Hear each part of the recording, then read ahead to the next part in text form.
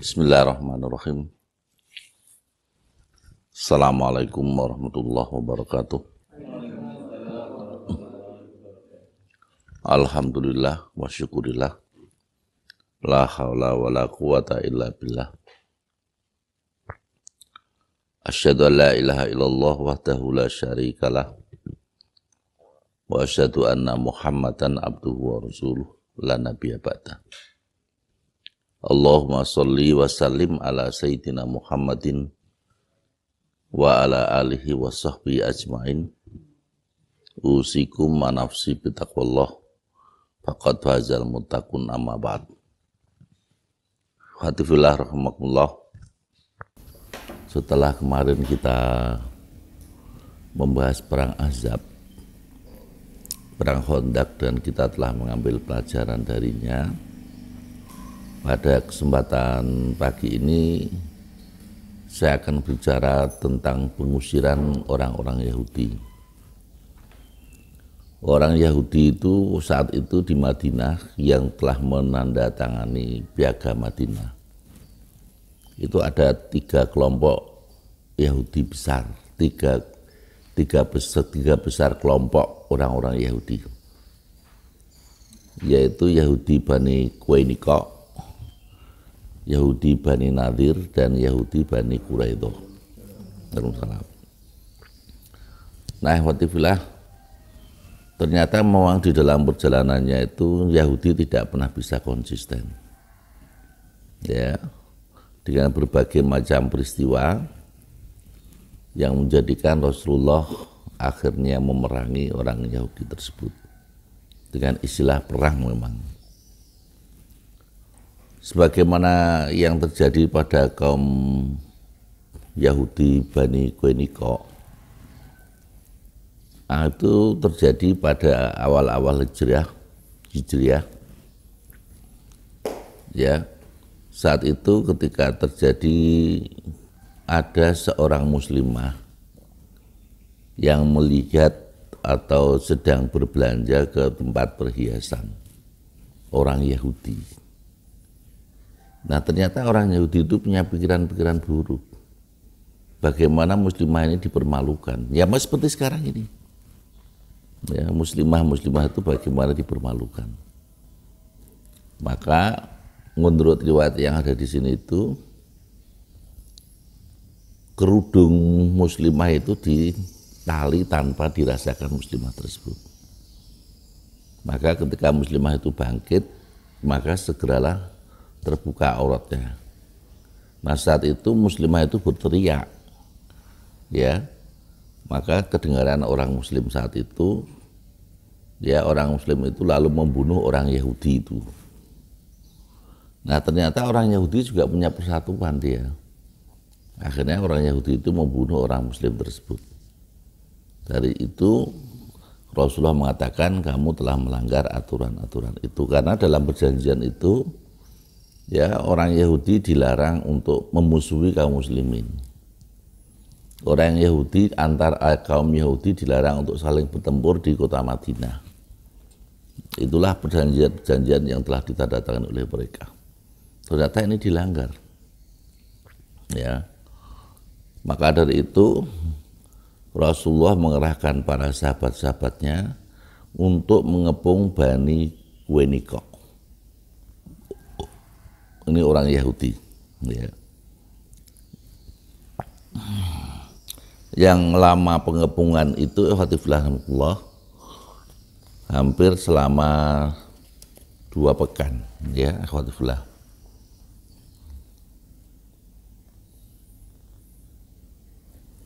Nah, dari peristiwa itu akhwatifillah, Allah menjelaskan dalam sebuah ayatnya di dalam surat Ali Imran, ya, ayat yang ke-12 dan 13 itu. Di situ Allah berfirman, ikhwatifillah, qul lil ladzina kafaru satughlabuna wa tusyaruna ila jahannam wa bi'sal mihad. Katakanlah kepada orang-orang kafir, kamu pasti akan dikalahkan di dunia ini dan akan digiring menuju jahanam. Ya, dan itulah tempat seburuk-buruknya. Ya. Qad kana lakum ayatun fi fi'atainil taqata. Fi'atun tuqatilu fi sabilillah wa ukhra kafiratun yarawnahum mithlaihim ru'yal ain. Wallahu yu'ayyidu binasrihi may yasha inna fi dzalika la'ibratan lil absar.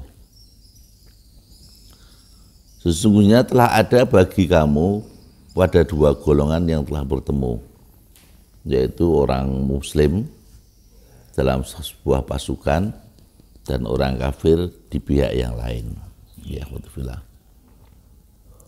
Allah menguatkan dengan bantuannya siapa yang dikehendakinya. Sesungguhnya pada yang demikian itu terdapat pelajaran buat orang-orang yang mempunyai mata hati. Ya, kaum muslimin memang dalam sejarahnya dalam jumlah itu tidak pernah lebih besar daripada orang-orang kafir. Ya, itulah baik dalam perang Uhud, perang Badar, perang Khandaq, atau perang apapun, termasuk juga dalam perang Hunain yang kita ini dikenal memiliki banyak jumlah pasukan. Tapi itu tetap lebih kecil daripada pasukan orang-orang kafir Quraisy. Ya. Nah, khotifillah, yang jelas orang-orang Bani Qainuqa, orang Yahudi Bani Qainuqa, ya, itu selalu memusuhi Rasulullah Sallallahu Alaihi Wasallam, seolah janji-janji yang ditandatangani, janji-janji yang disepakati oleh orang Yahudi tersebut dianggap tidak ada, atau dia punya keinginan untuk selalu ingin melanggar perjanjian tersebut. Nah, ini tolong dicatat, ya, karakter orang Yahudi memang selalu kayak begitu. Ya, dan kita jangan meniru sifat-sifat orang Yahudi yang selalu kepengen punya kebanggaan kalau dia itu bisa melanggar aturan-aturan yang telah disepakati. Ya.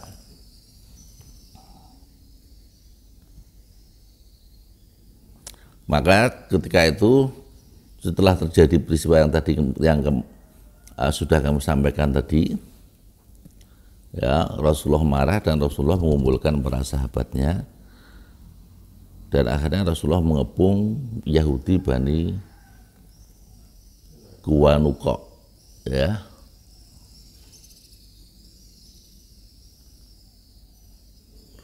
Jadi pengepungan itu dilakukan hampir selama 15 hari. Ya, itu cukup lama sebetulnya. Nah, yang semacam ini yang menjadikan orang Yahudi semakin ketakutan, utamanya Bani Qainuqa yang telah berkhianat. Ya, kenapa dia usil? Sudah kita bersahabat dengan orang-orang Yahudi saat itu. Ya, ada muslimah yang baik-baik ingin mencari perhiasan, kok ternyata masih dilakukan semacam itu. Ya, lalu ada pembelaan orang mukmin, ya, gara-gara jilbab loh tuh, ya.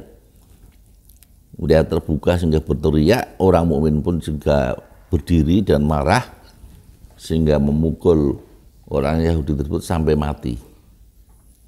Dan akhirnya kaum muslimin yang memukul itu pun akhirnya dipukul rame-rame oleh orang Yahudi Bani Qainuqa itu. Akhirnya mati juga. Nah, disinilah maka tadi saya sampaikan, lalu Rasul mengumpulkan para sahabatnya untuk mengajak ke Yahudi Bani Qainuqa, ya, pengepungan selama 15 hari. 15 hari dikepung, ya. Kaum muslimin berani kayak begini karena apa? Berada di kota Madinah. Dia mengepung orang Yahudi Bani Qainuqa itu. Nah, setelah dikepung selama 15 hari itu, akhirnya tidak bisa tidak, mereka akhirnya mau tunduk. Ya.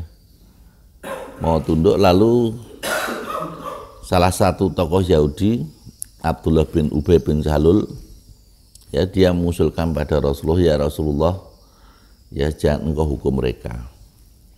Ya, diusir saja dia.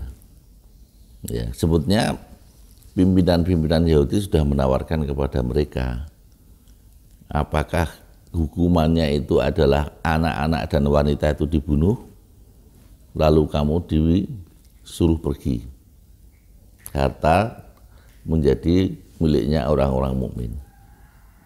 Ya, Rasulullah mengambil seperlimanya dan seperlimanya lagi digunakan untuk yang lain-lain yang ada pada kaum muslimin saat itu. Nah, akhwati fillah rahimakumullah, tindakan Nabi terhadap kaum Bani Qainuqa tersebut ya akhirnya ya tadi berakibat kepada terusirnya orang Yahudi itu. Jadi orang Yahudi yang pertama kali diusir dari Madinah yang pertama itu adalah Yahudi Bani Qainuqa ini. Ya, kalau nggak salah mereka akhirnya pergi ke Khaybar. Ya, ke Khaybar, walaupun akhirnya Khaybar pun juga ditundukkan oleh Rasulullah Shallallahu Alaihi Wasallam. Ini yang pertama, alhamdulillah.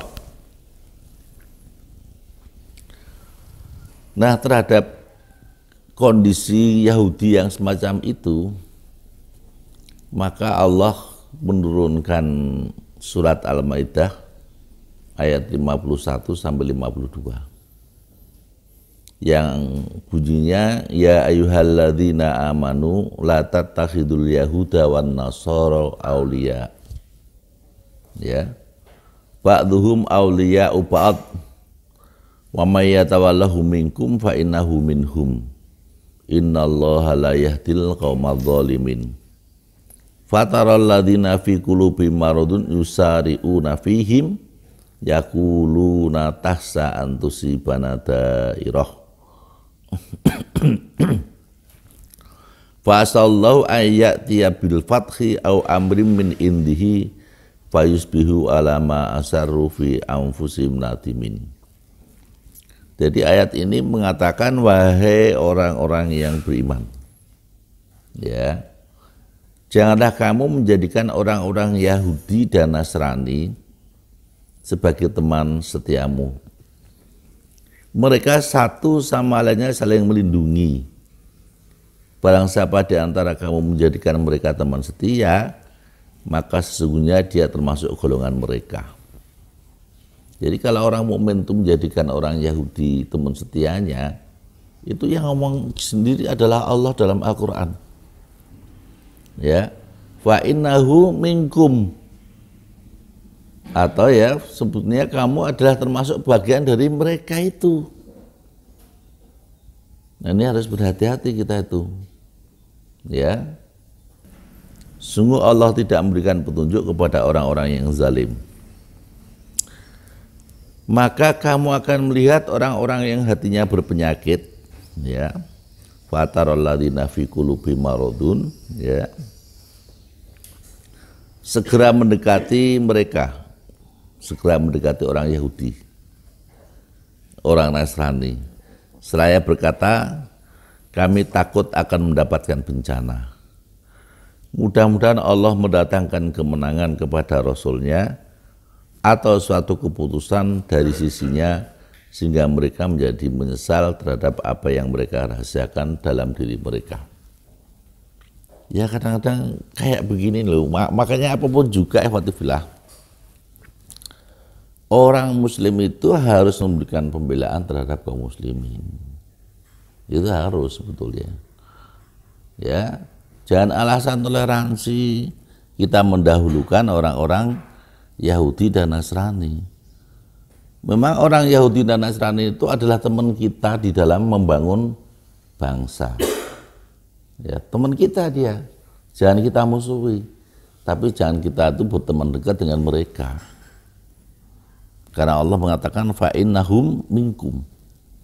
Kalau kamu berteman dekat, berteman setia dengan mereka sehingga mengalahkan pertemanan kita dengan orang-orang mukmin yang lain, Allah sendiri mengatakan, sesungguhnya mereka, sehingga kamu itu seperti mereka. Ya, ya, akhwatifillah, ini jadi catatan penting buat kita. Yang kadang-kadang berjuang kok tadi ada akhirnya itu apa sih sebabnya? Ya salah satunya begini-begini nih. Ya. Orang yang sedang mengatakan kayak begini dianggapnya sebuah ekstremitas. Ya padahal ini hanya Al-Quran. Kalau kamu memang tidak sepakat dengan Al-Quran, ya silakan aja Al-Quran diberantas.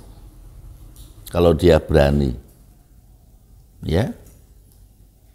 Sebetulnya banyak orang yang mengaku Quran itu sebagai landasan orang-orang mukmin, tetapi ketika masuk pada rincian-rinciannya, ya, rincian-rincian yang ada dalam Al-Quran tersebut, mereka itu sudah banyak mengingkarinya. Ya ini tadi orang Yahudi Bani Quraidah itu seperti itu. Ya, sehingga dia mendapatkan hukuman diusir dan akhirnya bersih dari orang Yahudi Bani Quraidah. Ini yang pertama. Sehingga masih ada dua golongan besar, yaitu Yahudi Bani Nadir dan Yahudi Bani Quraidah. Gitu ya. Sedangkan kalau Bani Nadir, ya, mereka melakukan kesalahan apa nih? Bentar. Oh ya, dia masih punya keinginan untuk membunuh Rasulullah Sallallahu Alaihi Wasallam. Saat itu Rasulullah sedang melakukan biasa, ya, amar ma'ruf nahi mungkar, dan beliau kebetulan istirahat, ya, di bawah bangunan yang tembok tinggi. Ya, ternyata orang kafir, orang Yahudi itu berada di tembok tinggi, membuat rencana membunuh Nabi dengan melemparkan batu. Tetapi karena Muhammad itu seorang Nabiullah, ya, maka yang memberikan peringatan ya Allah juga. Maka sebelum batu itu diturunkan, Rasul sudah bangkit, berdiri dan pergi. Ya, artinya orang Bani Nadir itu sudah bertekad melanggar aturan, yaitu membunuh Nabiullah Sallallahu Alaihi Wasallam. Ya, sebuah rencana jahat yang berikutnya ini. Ya, jadi Bani Nadir tadi, ya, berusaha membunuh Nabi dengan cara melemparkan batu dari tembok yang tinggi ketika Rasul duduk di bawah. Ternyata Rasul mendapatkan wahyu dari Allah yang intinya kamu jangan duduk di situ. Maka Rasulullah bangkit dan akhirnya Rasulullah pergi, batu itu diturunkan. Lalu Allah mendatangkan siksaan kepada mereka dari arah yang tidak disangka-sangka. Ini dalam surat Al-Hasr, yaitu diceritakan, ya khatifillah, walladzi akhrajal ladzina kafaru min ahlil kitabi min diyarihim li awwalil hasyr ma dzanantum ayyakhruju wa dhannu annahum mani'atuhum khusunuhum minallah fatahumullahu min haitsu lam yahtasibu wa qadhafa fi qulubihimur ru'b yukhribuna buyutahum bi aydihim wa idil mu'minina fa'tabiru ya ulil absar. Dialah Allah yang mengeluarkan orang-orang kafir di antara ahli kitab dari kampung halaman mereka. Pada saat pengusiran yang pertama, kamu tidak menyangka bahwa mereka akan keluar. Ya, mereka akan keluar dan mereka pun yakin benteng-benteng mereka akan dapat mempertahankan mereka dari siksaan Allah. Maka Allah mendatangkan siksaan kepada mereka dari arah yang tidak disangka-sangka. Ya. Orang Yahudi tidak menyangka kalau mereka harus terusir. Ya. Terhadap Bani Nadir yang semacam itu, maka diberlakukan sebagaimana Bani Yahudi Bani Quraidah, ya, tanpa ada pembunuhan. Yang jelas mereka itu yang laki-laki diusir, ya. Lalu yang perempuan menjadi tahanan, anak-anak kecil juga menjadi tahanan. Nah yang semacam ini apa namanya, harta yang terkumpul itu seperti digambarkan di dalam ayat Al-Quran itu menjadi harta fai, harta fa'i. Fa'i itu seluruhnya harus dikelola oleh Rasulullah SAW. Ya, Rasulullah boleh melakukan apa saja, tidak ada batasannya. Kalau ghanimah itu ada aturannya. Kalau harta fa'i atau harta fa'i itu semuanya adalah Rasulullah SAW. Nah saat itu ikhwatifillah, Rasulullah waktu mengadakan pengepungan walaupun tidak selama 15 hari, ya lebih sedikit ya, lebih kurang sedikit lah gitu ya, itu Rasulullah membabati kurma-kurma. Loh kok boleh ya, padahal dalam Islam itu kan kita dilarang itu ya sebetulnya untuk negor kurma-kurma yang masih bagus-bagus itu. Maka Al-Quran pun menjawab sebetulnya apapun yang kamu lakukan wahai Muhammad, apakah ibu kamu dengan menebang kurma-kurma mereka, itu dalam rangka untuk menghinakan mereka. Menghinakan mereka. Ya, watifilahumullah. Lalu zaman sekarang apa enaknya itu? Gambarannya itu. Ya, saat itu Yahudi Bani Nadir yang sudah dikepung, ya, perkebunannya, terutama perkebunan kurma itu dibabat habis oleh Rasulullah Shallallahu Alaihi Wasallam. Ya, ini kadang-kadang kan orang lalu bertentangan dengan prinsip yang digunakan Rasulullah sendiri. Tetapi Allah yang menjelaskan bahwa apa yang dilakukan Rasulullah Shallallahu Alaihi Wasallam, ya, itu adalah benar karena untuk menghinakan orang-orang kafir, menghinakan orang-orang Yahudi, menghinakan orang Yahudi Bani Nadir. Ya.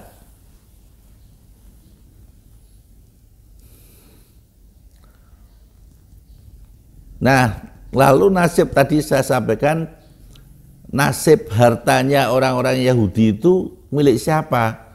Maka disinilah Allah berfirman di dalam surat apa ini berarti? Hasr atau surat Mumtahanah ini? Ya, surat Al-Hasr ya, ayat 6 sampai 7. Wa ma afa Allahu ala rasulihi minhum fama aujaftum alaihi min khailin wala rikabin walakinallaha yusallitu rusulahu ala may yasha. Ya. Wallahu ala kulli syai'in qadir. Ma afa Allahu ala rasulihi min ahlil qura walillahi walirrasuli walidil qurba wal yatama wal masakini wa ibnis sabil kaya yakuna dulatan bainal aghniya'i minkum wa ma atakumur rasulu fahuduhu, ya, wa ma nahakum anhu fantahu wattaqullah innallaha syadidul iqab. Dan harta rampasan fa'i dari mereka yang diberikan Allah kepada Rasulnya, kamu tidak memerlukan kuda atau unta untuk mendapatkannya. Maksudnya itulah harta fa'i itu kayak begitu. Maksudnya tidak seperti harta ghanimah yang mendapatkannya itu dengan kuda dan usaha yang begitu keras. Tetapi Allah memberikan kekuasaan kepada Rasul-Rasulnya terhadap siapa yang dikehendaki. Dan Allah Maha Kuasa atas segala sesuatu. Harta rampasan atau fa'i dari mereka yang diberikan Allah kepada Rasulnya, yang berasal dari penduduk beberapa negeri, adalah untuk Allah, Rasul, kerabat-kerabat Rasul, anak-anak yatim, orang miskin, dan orang-orang yang dalam perjalanan, agar harta itu jangan hanya beredar di antara orang-orang kaya saja. Di antara kamu, apa yang diberikan Rasulmu kepadamu maka terimalah, dan apa yang dilarang bagimu maka hindarilah. Ya, maka tinggalkanlah dan bertakwalah kepada Allah. Sungguh Allah sungguh sangat keras hukumannya. Allahu syadidul iqab. Jadi untuk hartanya Bani Nadir itu tadi dikuasakan oleh Rasulullah, lalu dibagi untuk beberapa kelompok-kelompok yang intinya agar tidak terjadi penumpukan harta pada beberapa orang saja. Ya. Nah ini kan kadang-kadang dalam peperangan itu kan sering begitu. Maka zaman dulu seperti di Indonesia ini, zaman kemerdekaan, itu setelah kemerdekaan itu kan dipakai rebutan. Ya, harta yang miliknya orang Belanda yang ditinggalkan itu dipakai rebutan. Ya, itu yang kadang-kadang tidak tanpa aturan tuh kayak begitu. Ya.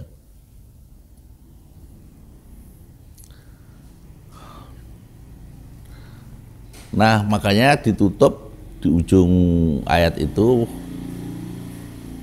wa ma atakumur rasul, apa-apa yang Allah berikan kepada kamu, ya, fahuduhu, ambillah. Inilah prinsip ketaatan kepada Rasul itu saya kayak begini, ya. Wa ma nahakum anhu, dan apa-apa yang dicegah dari kamu, ya, fantahu, maka hindarilah atau tinggalkanlah. Wattaqullah, takwalah kepada Allah, innallaha sadidul iqab, sesungguhnya Allah itu sangat keras azabnya. Ya. Nah, hadirin fillah, Allah juga memperhatikan beberapa pejuang-pejuang kaum muslimin yang dia itu tidak pernah mengeluh. Ya, tidak pernah mengeluh. Ketika mamanya tidak kebagian ya diem saja. Kalau dia kebetulan tidak termasuk orang yang mendapatkan bagian dari fa'i tadi mamanya, ya dia tidak pernah protes dan apa-apa itu.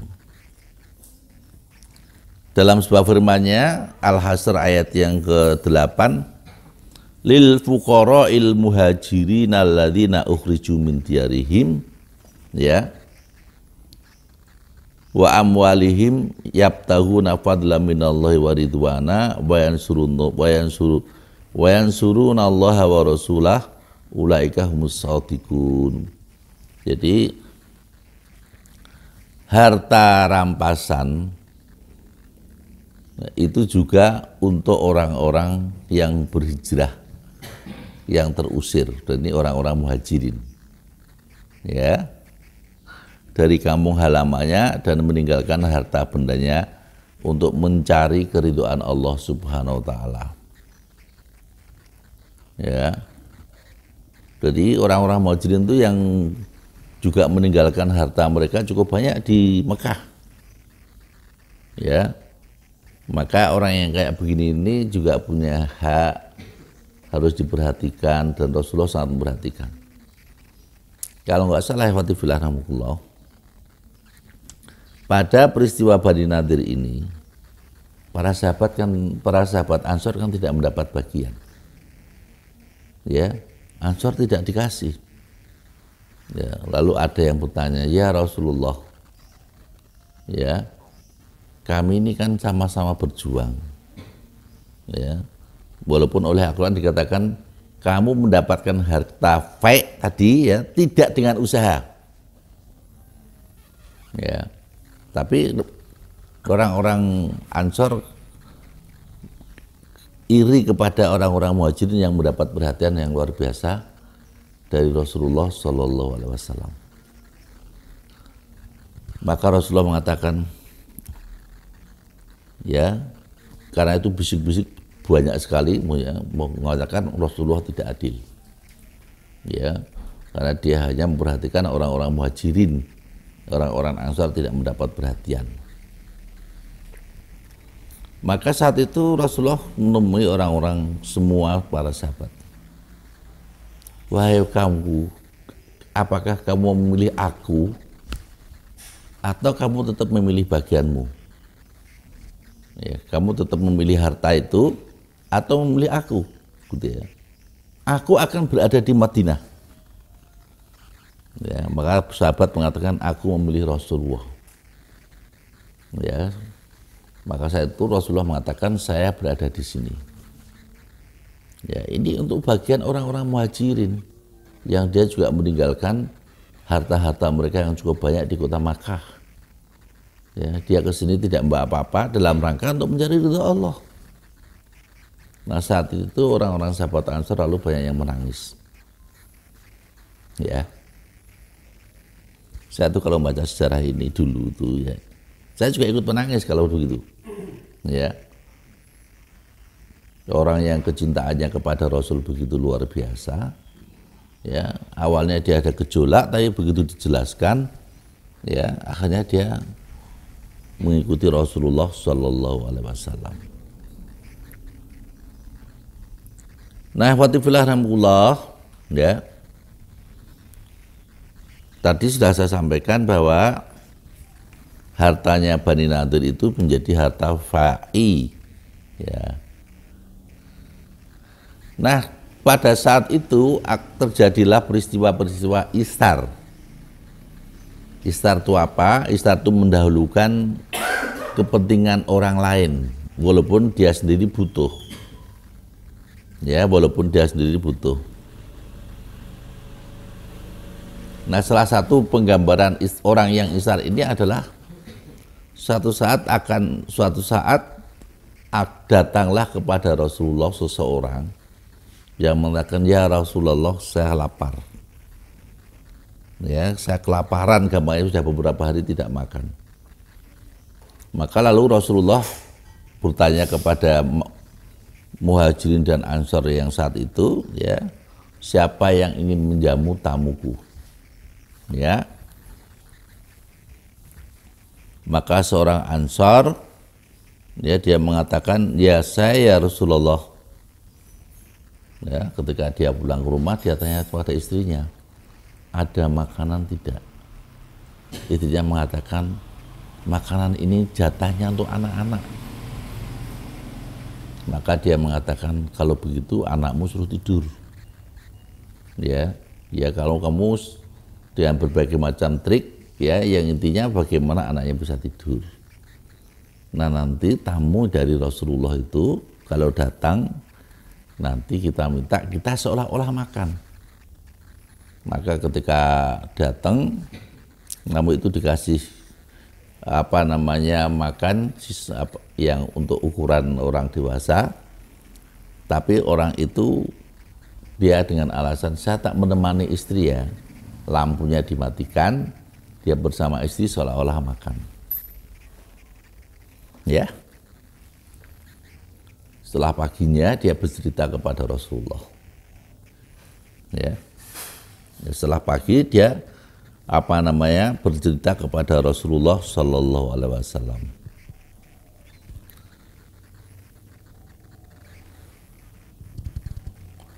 Maka Allah mengatakan kepada orang Ansor tadi, Allah heran terhadap tindakan kalian berdua,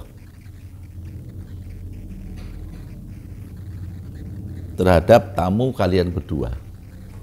Ya, dia menghormatinya, dia butuh, tapi dia tetap berisar, mementingkan tamunya lebih dulu. Ya, inilah watifillah, budaya memberikan makan kepada tamu itu memang sejak zaman Rasulullah terjadi memang. Ya, begitu juga dalam riwayat yang lain. Ya, setelah perang Yarmouk itu ada seorang sahabat yang meminta air, meminta minum karena haus. Maka dibawakan minum oleh Hudzaifah, gitu ya. Ketika hampir sampai ke dia mendengar orang lain yang meminta minum. Ya, air. Maka orang tadi yang meminta, ya, mengatakan, itu serahkan kepada saudaraku saja yang lebih membutuhkan. Maka orang itu lari kepada orang ini. Ketika mau diminum pun akhirnya dia mendengar orang lain minta air itu. Ya. Lalu dia bilang sama seperti yang pertama tadi, sehingga air itu tidak sempat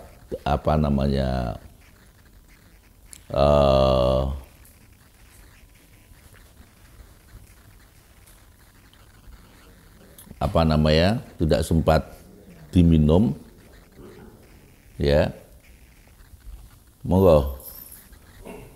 Dan akhirnya ketiga-tiganya menjadi syuhada, menjadi syahid. Ya, alhamdulillah. Nah, itu istar. Ya. Nah, istar itu hanya berlaku dalam urusan dunia. Ya, dalam urusan akhirat itu tidak berlaku istar. Ya. Kadang-kadang kita akan juga kebalik kan. Kalau urusan akhirat kita mengaku-ngaku istar, tapi urusan dunia dipegang sendiri, itu tidak benar. Istar itu hanya berlaku pada urusan-urusan dunia, ya, dan tidak berlaku pada urusan-urusan ibadah kepada Allah Subhanahu wa Ta'ala. Ya. Nah, lalu Allah menggambarkan orang mukmin setelah Muhajirin dan Ansor. Orang mukmin setelah Muhajirin dan Ansor itu tidak berusaha untuk membenci Muhajirin dan Ansor. Ya, karena jasa-jasa mereka. Ya, mereka telah berjasa yang luar biasa, memberikan warna buat Islam itu sendiri. Dia tidak membencinya. Ada kesalahan dari orang-orang Muhajirin, tapi itu dimaklumi, dimaafkan. Ya.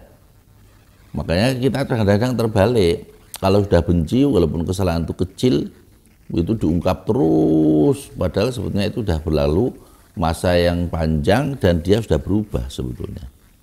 Nah, ini kalau kita menilai seseorang pun juga seharusnya kita berbuat yang adil. Ya, itu memang dia pernah melakukan semacam itu. Tapi dia menyadari kesalahannya. Dia sudah berusaha untuk memperbaikinya. Ya, akhirnya seperti sekarang ini. Ya. Jadi kalau kita mentakwim seseorang juga harus mempertimbangkan hal-hal yang semacam itu. Jangan sampai kesalahan kecil itu lalu dipakai untuk menghambat seseorang itu masuk dalam jajaran dakwah dan seterusnya. Ya. Nah, yang terakhir, nanti ini masih 2 kali ya berarti ya. Kita bicara Yahudi ini 2 kali, nanti pelajaran yang dapat kita petik itu nanti pada pekan depan. Yang terakhir adalah tinggal Bani Quraidah. Ya, dalam perang Ahzab kemarin kami jelaskan Bani Quraidah pun melakukan pengkhianatan. Ya, sudah dicek, Rasulullah sudah mengutus utusan dan utusannya sudah melaporkan kepada Rasulullah. Nah, saat Rasulullah tadi menanggalkan pakaian perangnya, maka Jibril pun datang. Maka mengatakan, wahai Rasul Nabiullah, apakah engkau menanggalkan itu? Ya, saya akan ke sana, kata dia. Rasulullah bertanya, ke sana yang mana? Dia menunjukkan ke Bani Quraidah. Lalu Rasulullah memerintahkan para sahabatnya untuk berangkat ke Bani Quraidah. Nah, akhirnya yang sudah capek-capek perang Ahzab berapa kemarin? Hampir sebulan kan, hampir 24 hari. Itu lelah secara fisik, lelah secara mental. Tetapi mereka masih disuruh berangkat. Rasulullah dengan Rasul mengatakan, jangan kita melakukan sholat asar, melainkan kita sudah di Bani Quraidah. Maka setelah sampai, inilah yang terjadi perbedaan ya ketika Rasul masih ada. Dan indahnya Rasul pun tidak melakukan apa-apa.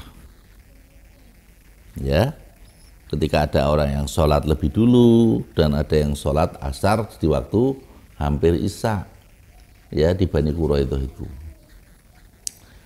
Nah, setelah itu, ya setelah kaum muslimin itu ngebong Bani Quraidah, ya maka akhirnya mereka pun ketakutan juga. Capek, lapar, ketakutan. Orang Yahudi Bani Quraidah itu. Maka dia minta agar dia diperlakukan sebagaimana Bani Qunaiqa dan Bani Nadir, yaitu diusir. Tapi Rasulullah mengatakan tidak. Ya, saya akan menunjuk seseorang yang kamu suka. Siapa? Maka orang Bani Quraidah itu menunjuk sahabat Bani Quraidah. Ya, sahabat Bani Quraidah yang disebut adalah sebelum itu ikhwatifillah kita mengenal ada yang namanya Abu Lubabah. Ya, dia adalah sahabat Nabi yang diutus ya untuk Bani Quraidah itu. Tetapi sebelum apa-apa, apa hukuman saya nanti? Orang Bani Quraidah begitu. Dia sudah mengatakan walaupun dia tidak mendapatkan perintah dari Rasul, ya dia kan itu. Tapi dia menyadari, baru gitu aja menyadari Fatifillah. Dia menyadari kesalahannya, lalu dia berusaha untuk di masjid, mengikat dia. Ya. Sebenarnya banyak sahabat yang ingin dia melepaskan Abu Lubabah tersebut, tetapi dia mengatakan jangan kau lepaskan, biar Rasulullah Shallallahu Alaihi Wasallam sendiri. Akhirnya Rasulullah ketika mau berangkat sholat subuh, ya melepaskan tali itu dan dialah mendapatkan ampunan. Lalu yang kedua tadi, orang yang ditunjuk ya adalah sebagai orang yang dikatakan dekat dengan mereka, ya. Salah seorang sahabat Rasulullah yang terluka dalam perang Ahzab, ya, yang terluka dalam perang Ahzab itu, ya. Namanya siapa itu?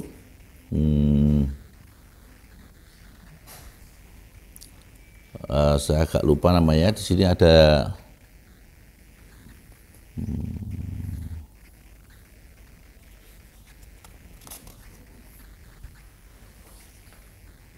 Sa'ad bin Mu'ad. Jadi Sa'ad bin Mu'ad itu orang yang terluka ketika perang Ahzab. Maka Rasulullah, Sa'ad bin Mu'ad ya yang akan menjadi hakim kamu ya. Akhirnya Rasulullah mengutus orang sahabatnya ketika itu pergi ke Madinah. Karena saat itu sudah di Bani Quraidah ya. Pergi ke Madinah untuk menjemput Sa'ad bin Mu'ad. Maka ketika sampai Rasulullah mengatakan, "Kumu ala sayyidikum." Ya, berdirilah kepada sayyidmu, pada pimpinanmu itu. Nah ini berdiri itu maknanya juga diartikan para sahabat bermacam-macam. Nah saat itu Rasulullah meminta Sa'ad untuk menjadi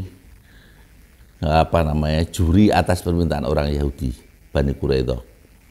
Maka Sa'ad bin Mu'ad mengatakan seluruhnya dihukum mati. Ya, anak-anak dan perempuannya menjadi tawanan perang. Dan harta itu menjadi milik kaum muslimin. Maka Rasulullah mengatakan, Sadaqallah. Maha benar Allah yang telah memerintahkan kamu seperti itu. Jadi keputusanmu itu persis bagaimana keputusan Allah. Nah itulah artinya orang Yahudi Bani Quraidah itu akhirnya dipangkas menjadi orang yang sudah meninggal. Ya makanya sekarang orang-orang Madinah itu sudah bersih dari orang-orang Yahudi.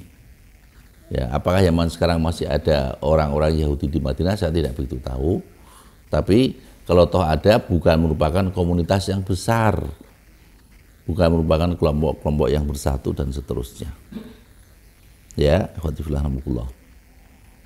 Nah sampai di sini, kalau terhadap orang Yahudi itu, kalau Bani Quraidah tadi kesalahannya adalah ketika tadi ya ada seorang muslimah tadi yang belanja kepada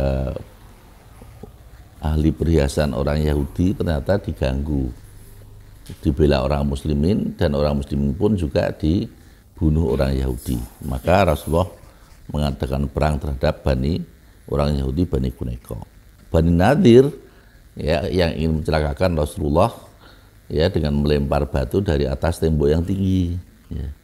Bani Quraidah saat Rasulullah dalam ketegangan yang semacam itu, ya ternyata dia pun berkhianat kepada Rasul. Maka malaikat Jibril pun memerintahkan Rasulullah untuk berangkat ya menuju ke pasukan orang-orang Bani Quraidah. Dan itu keputusannya sehingga menjadi bersihlah Madinah dari orang-orang Yahudi. Serasa ini yang dapat kami sampaikan, alhamdulillah. Nanti pekan depan kita akan membahas pelajaran apa yang bisa kita ambil dari 3 peristiwa tersebut, ya. Ya tentunya ini peristiwa ini terjadi tidak dalam waktu pendek ya, maksudnya ya, dalam waktu yang panjang, ya, secara bergantian orang Yahudi itu melakukan pengkhianatan kepada Rasulullah Shallallahu Alaihi Wasallam. Jadi saya rasa begitu. Mungkin ada yang ditanyakan, Bapak sekalian, Allah? Ada? Monggo, Pak. Pada saat itu orang berkelompok-kelompok dalam setiap bani. Apakah tidak ada satupun tidak ada satupun orang, ya, bukan satu orang, satu pribadi orang yang dia cenderung pada kebenaran, misalkan.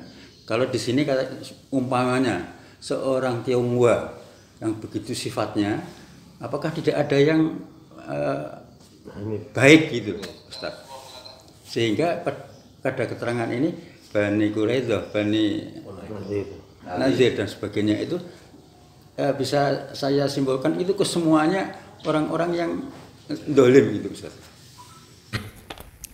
Ada, Pak, yang Bani Nadir ada beberapa orang yang memang dia termasuk condong kepada nilai-nilai yang dibawa Rasulullah SAW. Ada 2 orang atau berapa itu di Bani Nadir ya. Kalau Bani Quraidah memang seluruhnya kayak begitu, ya, melakukan pengkhianatan. Nah saat itu kan memang kebanian itu begitu luar biasanya. Ya, kalau sudah bani mengatakan begini ya seluruhnya akan ikut.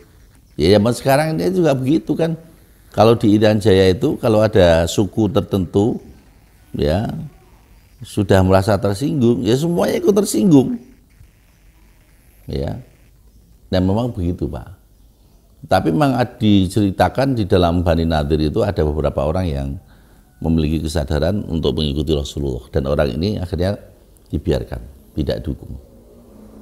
Ya. Monggo yang lain.